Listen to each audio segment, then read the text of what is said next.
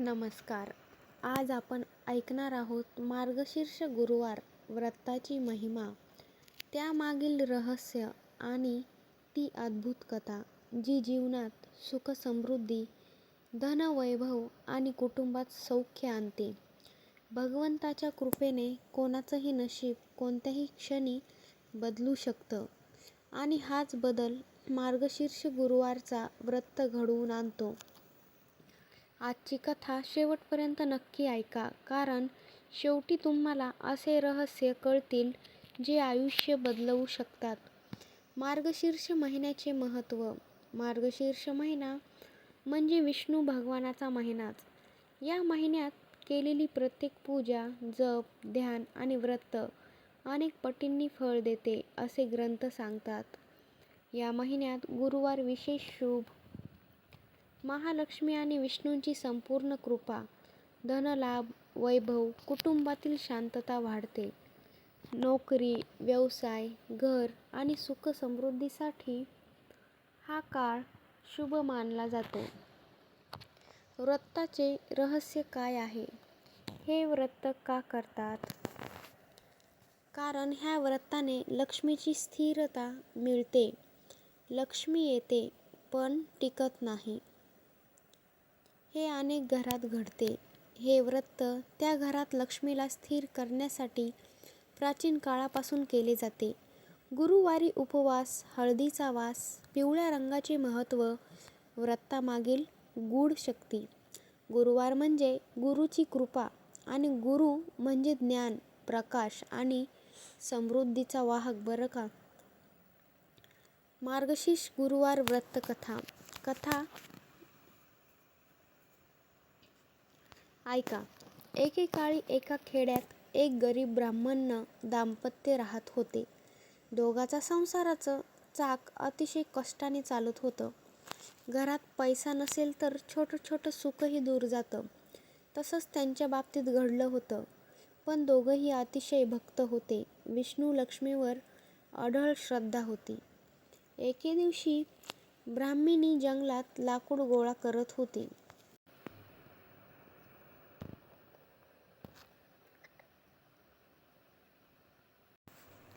तितक्यात तिच्यासमोर तेजस्वी रूपात महालक्ष्मी देवी स्वतः प्रकट झाल्या. त्यांच्या अंगावर सोन्याची कांती, हातात कमळ, डोळ्यामध्ये करुणा होती. देवी म्हणाल्या, बाळा, तू एवढी कष्टी का आहेस? तुझ्याच गरिबी का? माझी उपासना केलीस तर तुझे सर्व दुःख दूर होतील. ब्राह्मणी नम्रपणे म्हणाली, देवी, मी पूजा करायला तयार आहे, पण माझ्याकडे काहीच नाही. माझ्याकडे साधन सामग्री सुद्धा नाही. देवी मंद स्मित करून म्हणाल्या, बाळा, भक्तीला साधन लागत नाही. मन शुद्ध असेल, श्रद्धा असेल तर मी स्वतः येऊन तुझ्या घरी वास करते. तेव्हा देवी तिला मार्गशीर्ष गुरुवार व्रत सांगतात. व्रताची पद्धत देवी सांगतात. प्रत्येक गुरुवारी लवकर उठून स्नान करावे, घर स्वच्छ करावे, पिवळ्या वस्त्रात देवी देवता बसवावेत, हळद कुंकू अक्षदा अर्पण कराव्यात, पिवळे फूल, बेसन किंवा हळदीचे दीप, कथा ऐकावी व प्रसाद वाटावा. ब्राह्मणीने देवीच्या सांगण्याप्रमाणे पहिला गुरुवार उपवास केला आणि आश्चर्य म्हणजे काय, पहिल्याच दिवशी तिच्या घरी काही लोक आले व तिला धान्य, भाकऱ्या आणि आवश्यक वस्तू देऊन गेले. तिने दुसऱ्या गुरुवारी व्रत केलं. आणखी अधिक संपत्ती मिळू लागली.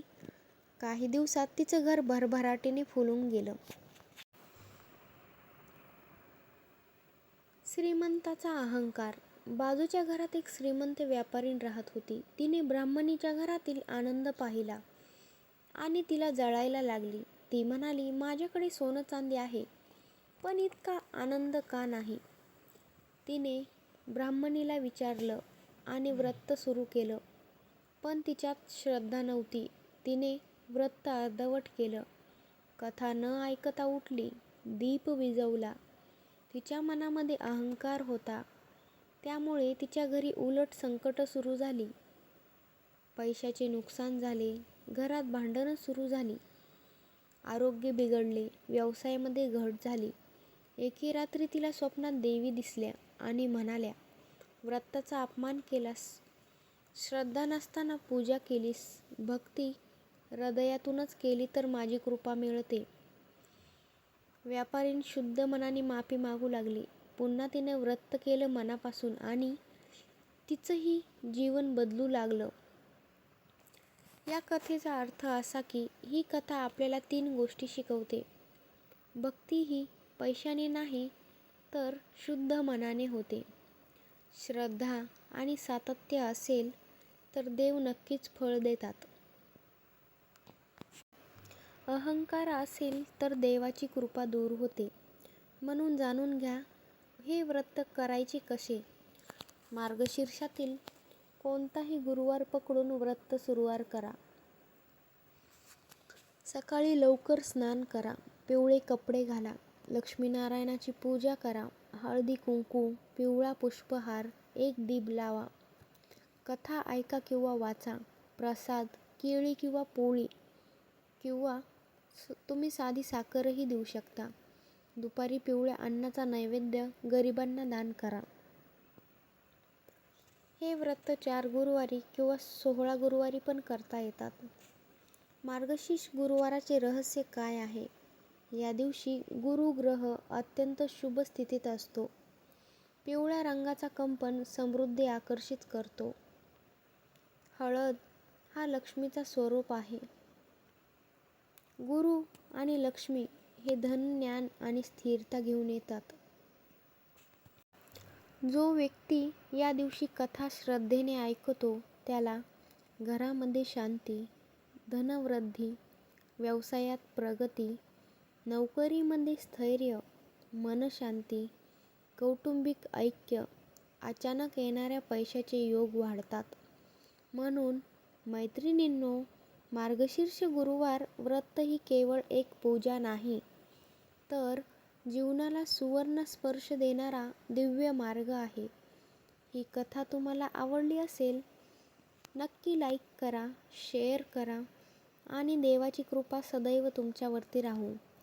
आलाच आहात तर भक्तिमय चॅनलला सबस्क्राईब करायला विसरू नका. धन्यवाद. श्री लक्ष्मी माता.